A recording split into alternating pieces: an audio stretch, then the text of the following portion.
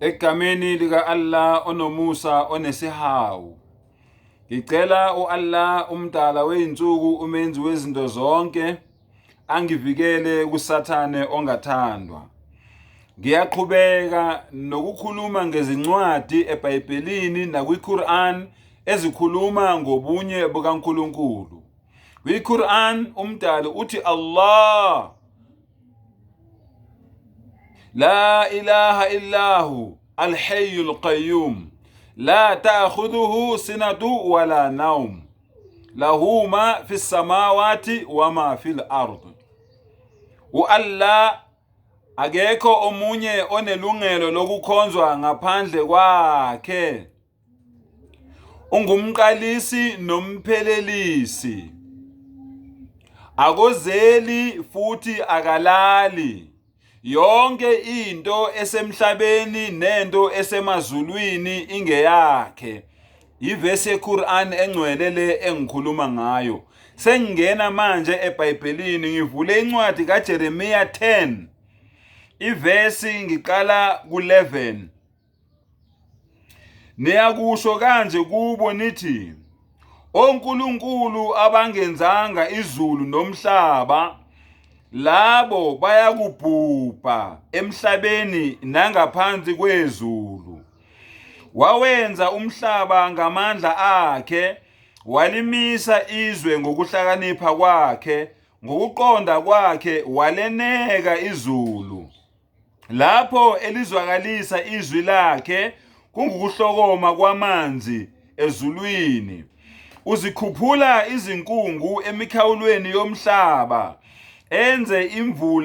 Enzele imvula unyazi. Awukhiphe umoya endlini yengcebo. 14. Bonke bayiziphukuphuku abanakwazi. Bonke abakhandi bajabhiswa nezithombe zabo ezibaziweyo, ngokuba izithombe zabo ezibunjiweyo zingamanga, nomoya awukho kuzo.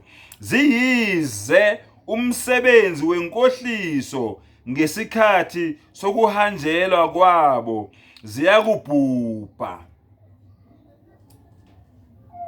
Ubunye bukaNkulunkulu engikhuluma ngabo, angikachezuki ebunyeni bukaNkulunkulu. Ngizokhuluma ke manje ngobunye bukaNkulunkulu encwadini kaMakho 12. Uqale lapha ku28 ugcine ku29. Kwase kusondela omunye wababhali phezulu ithi umyalo wokuqala. Kwase kusondela omunye wababhali owayebezwile bebuzana, eqonda ukuthi wayebaphendule kahle. Wambuza wathi, ngumuphi umyalo wokuqala kuyo yonke na? uJesu waphendula wathi, owokuqala ngokuthi yizwa Israyeli, inkosi uNkulunkulu wethu yinye, inkosi yinye. Woyithanda inkosi uNkulunkulu wakho ngayo yonke inhliziyo yakho, nangawo wonke umphefumulo wakho, nangayo yonke ingqondo yakho, nangawo onke amandla akho. Umyalo wokuqala loyo.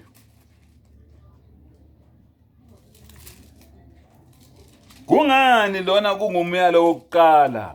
Yingoba umuntu ophambana nalo myalo uphumile ekukholweni.